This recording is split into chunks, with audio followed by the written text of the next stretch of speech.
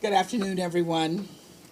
And let me thank all of you for being here. I don't think I've ever seen this room this full. A little scary, I have to admit. Anyway, I'm delighted to see all of you here. So I'd like to go back in history a bit. 2021, March. A few days after I arrived at the United Nations, the United States assumed the presidency of the Security Council. And then here we are nearly 4 years later, just about a month before I depart finally, we assume the same role. This presidency really does feel like a fitting bookend to my time here. And so before I dive into what we have planned this month, I want to take a moment to talk about how far we've come through the lens of presidencies past. I think about where we were that very first time I sat behind the president's placard in March of 2021. Technically, I was sitting at home behind the president's Zoom title. Still in the throes of COVID-19, the council met and negotiated virtually. But despite the distance between us, my goal for the presidency was to reaffirm the bonds that united us, to show the world that America was back, that we were ready to re-engage with the world, repair our alliances, and be a trusted partner for peace, progress, and security. Our program of work for March reflected our efforts to once again lead with the values that define our national character: democracy and integrity, freedom and justice, equality and opportunity, focusing on gender equity and collective efforts to ensure women's full and effective participation in public life, working to alleviate the gut-wrenching humanitarian situation in Yemen, Ethiopia, and Syria, as well as what was then a burgeoning crisis in Burma, and spotlighting food insecurity and the perfect storm of COVID, conflict, climate that caused it to skyrocket. 15 months later, when I assumed the presidency for the second time, it was in person. The worst of the pandemic was largely behind us, but with grave new challenges in front of us. Perhaps the biggest item on our agenda was addressing Russia's unprovoked, unjustified war against Ukraine, aggression that began when Russia itself was president of the Council. We also introduced a resolution to hold the DPRK accountable for its continued unlawful ballistic missile launches and address the role of digital technologies as well as women and girls in maintaining international peace and security. And of course, we kept the spotlight on food insecurity, exacerbated especially across the Sahel by Russia's senseless war. Our third presidency came in August of 2023, just months after war broke out in Sudan. We held the first open briefing on the country since the start of the conflict, detailing the horrors that had begun to emerge from West Darfur. We once again addressed the situation in Ukraine as well as the state of human rights around the world, including the DPRK. And for the third time, we focused on global famine and food insecurity. Reflecting on these three past presidencies, you can see the common threads, or perhaps more accurately, the loose ends. The intersection of conflict and food insecurity from Yemen to Ethiopia, Ukraine to Sudan. The ways in which women and girls are both disproportionately impacted by war, and the key to stopping it, or better yet, preventing it in the first place. The increasing role of technology, including AI, in our peace-building strategy. And the reality that there will always be a Security Council agenda filled to the brim with crises, catastrophes of the day, the kinds of challenges that seem intractable until they aren't. President Biden asked that every member of the cabinet run through the tape. That is, work tirelessly to finish what we started on behalf of the American people and those counting on our leadership all over the world. Now, technically, I can only run to the tape. I've had a bad knee recently, as some of you may have noticed, that won't be happy with me if I try to do anything more than walk with purpose. But this fourth and final presidency is going to be a sprint because we have a lot of work ahead of us. Not a lot of time, but we have a lot of work ahead of us. So kicking things off tomorrow, we'll be hosting a briefing on women, peace, and security, focusing on the transformative power of intergenerational dialogue between young and senior women peace builders. We'll be elevating the voices of emerging and established leaders with experience at the grassroots, local, national, and global levels, and perspectives critical to defining the next 25 years of WPS agenda.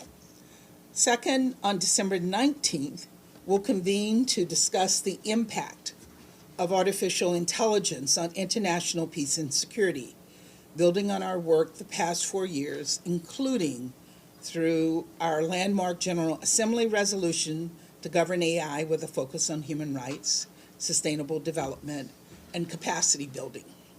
In the days between, we'll be covering all manner of issues, from Russia's ongoing assault on the Ukrainian people, to the ongoing security crisis in Haiti, to the humanitarian catastrophe in Sudan, to the conflict in the Middle East, including Gaza and the recently concluded ceasefire between Israel and Hezbollah in Lebanon. And of course, it goes without saying that the situation in Gaza will be at the top of our focus. We will continue our relentless diplomacy to bring an end to this conflict and bring the remaining hostages home. We will continue to work around the clock to alleviate the suffering of the Palestinian people. And finally, and what should come as no surprise, we will once again highlight food insecurity around the globe. As many of you know, this has been personal for me. As I detailed in the council just a few weeks ago, I've seen starvation up close, and it's not something one can easily forget or ignore.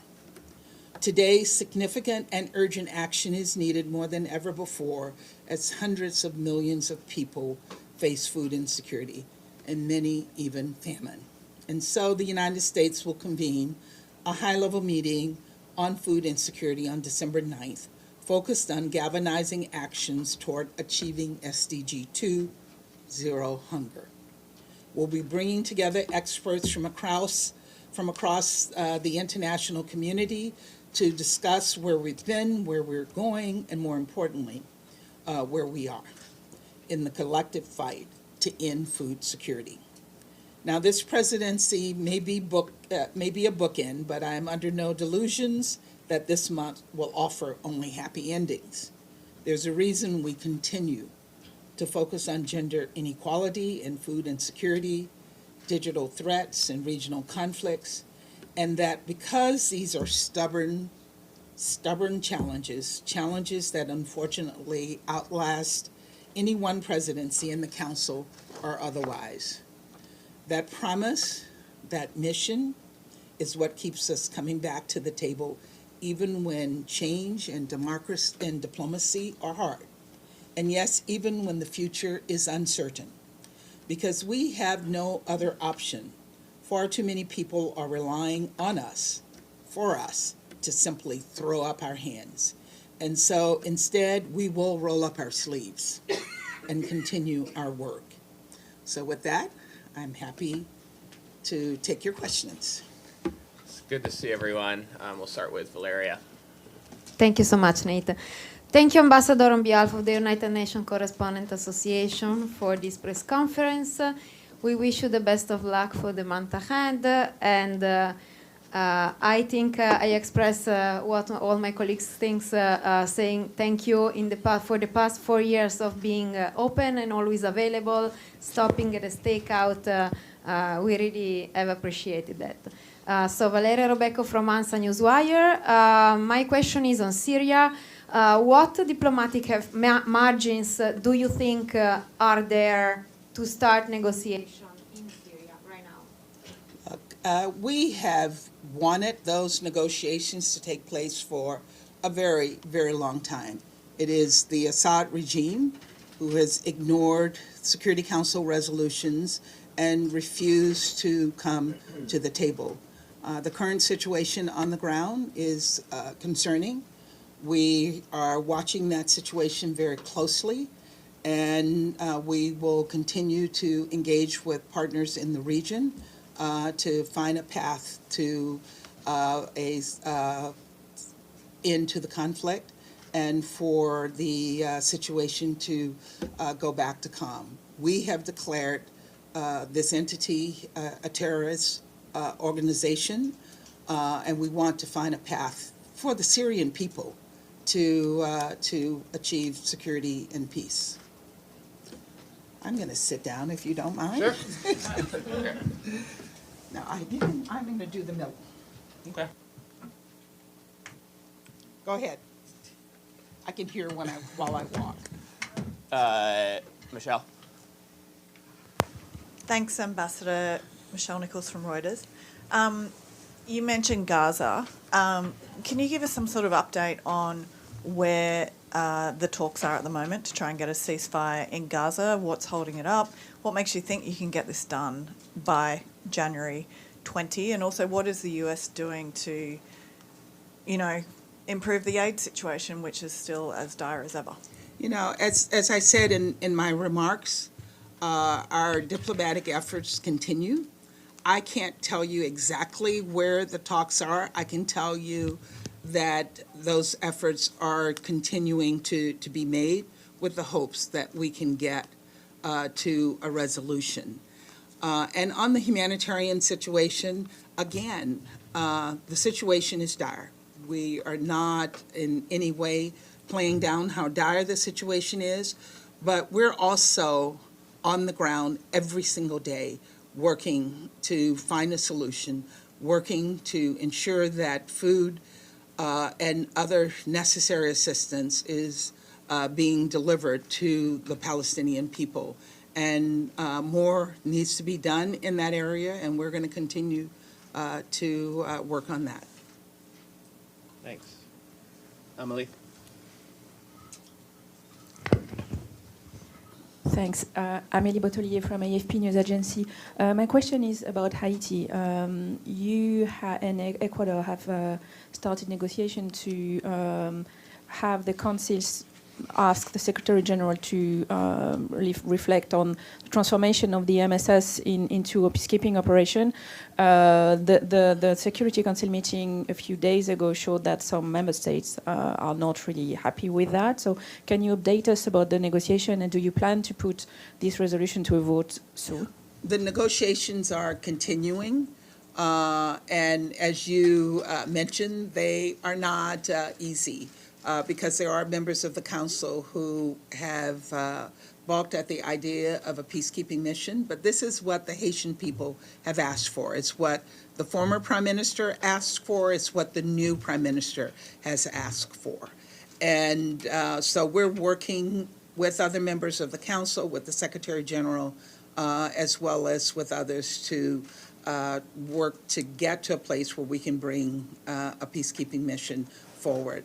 I can't tell you when and how we will succeed. I can tell you that we're continuing to work on it, and I know that we will eventually get there.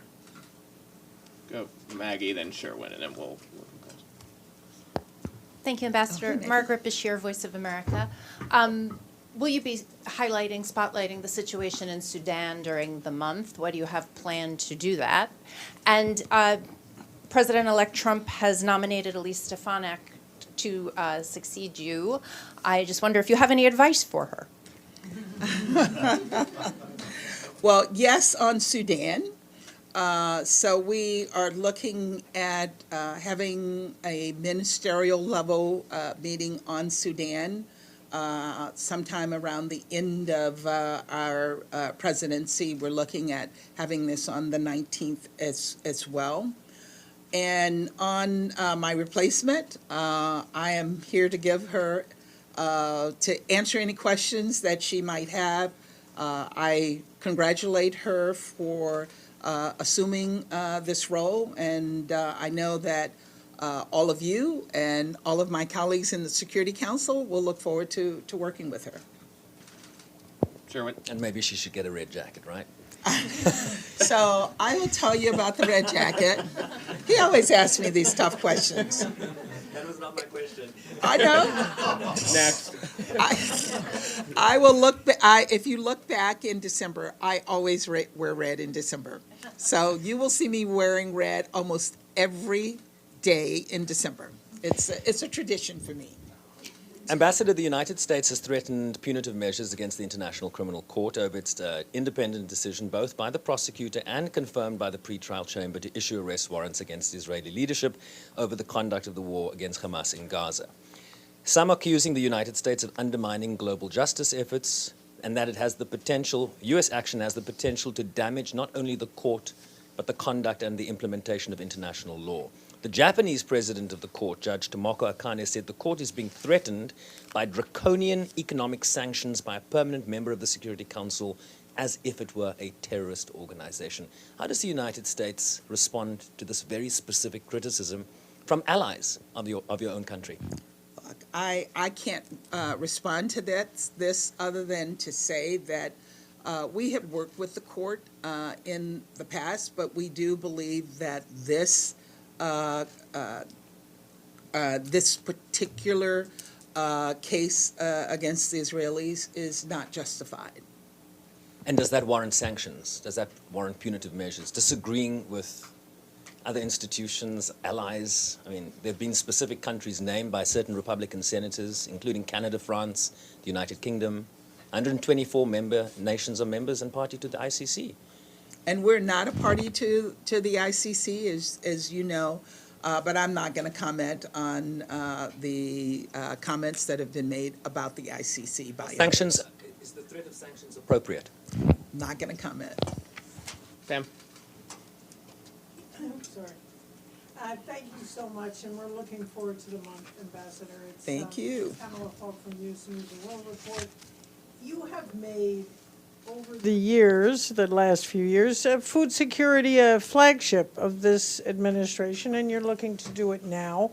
One of them was Black Sea Grain Initiative. There are a lot of other things that have had some success, some challenges, but there are now, and it's another side of Sherwin's question, there are now proposed major tariffs from the incoming president-elect. I'm not asking you to comment on them, but what do your colleagues tell you?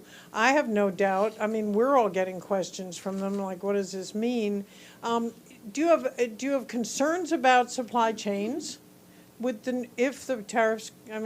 new tariff proposals? And what are your colleagues saying to you about their concerns about what's up next? Thank you. Well, it hasn't been raised yet by my colleagues. I think your question might inspire them to raise this. But look, we have accomplished a significant amount on food security. We got 120 countries to sign on to a roadmap to deal with issues of food security. We have made this an issue that the Security Council deals with. And so that's not going to go away. I'm not going to, I don't have a crystal ball on what the new administration's policies will be in this area, but I know that what we have accomplished so far will have lasting value. Thank you. I think we have time for a couple more. Benno? Thank you, Nate. Thank you, Ambassador Benno Schwinghammer with the German press agency. As you pointed out, this will be the last 2 months of your tenure. In hindsight, what would you have done differently, and is there anything you regret? That's a tough question. Not German, but You know, what I'm thinking about is what we have accomplished. And I believe that over the course of the nearly 4 years that I've been here, I have really worked diligently to reaffirm our relationships across the board. I came here with a policy that no one thought that I could achieve, and that was to have meetings with every single PR from every single country. And I did that.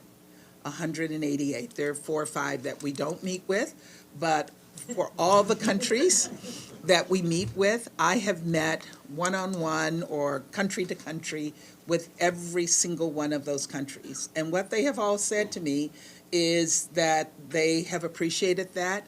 It has shown to them that the United States cares, that I care, and I think those relationships have mattered.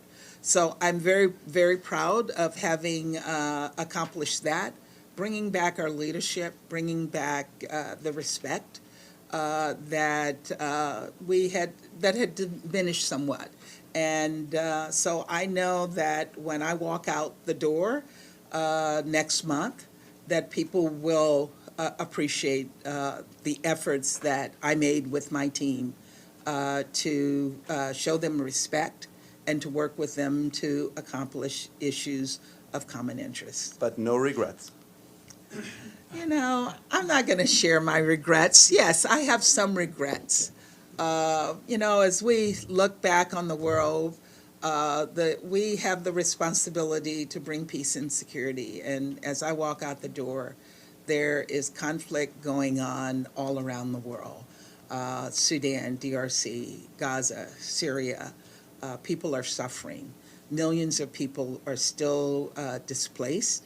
Millions of people are still suffering. So I do regret that and wish that I could have waved a magic wand to bring peace on earth and goodwill to men everywhere. I think we have time for one more. I can do Tony. Tony. Thank you, Ambassador. Tony Naddaf, Al Hurra TV. First of all, personally, I will be missing all your jackets in every color because really, not only the red ones. Anyway, so following the ceasefire between Israel and Hezbollah, President Biden announced that his administration will be pushing for a ceasefire and to end the war in Gaza also. Will you be using your presidency this month to push maybe for a ceasefire or draft resolution in the Security Council on this matter? And also, I would like to hear from you about how the U.S. administration is approaching the recent violation of the ceasefire between Hezbollah and Israel. Thank you. Look, what we will be working for is a diplomatic solution on the ground. We have people on the ground working around the clock to try to find a path to a ceasefire in Gaza and bring home the hostages and deal with the horrific humanitarian situation on the ground. We have never given up on that, and I can assure you this administration will be working on this until we succeed or until we walk out the door on January 20th, and I hope we succeed. We're working to succeed. And then on the situation in Lebanon, we're moving forward. There has been an agreement. There have been some hiccups, but the agreement is still standing, and we're looking forward to monitoring the situation on the ground to ensure that the situation continues, the ceasefire continues to be honored. Sorry, I think that's all we have time for, but appreciate everyone's time. Thanks. Thanks. Can you get some ivy, more ivy before you leave? You can. You got it. Wish you a successful one. Thank you very much. Nate. And you? Well, well, you know what the ceasefire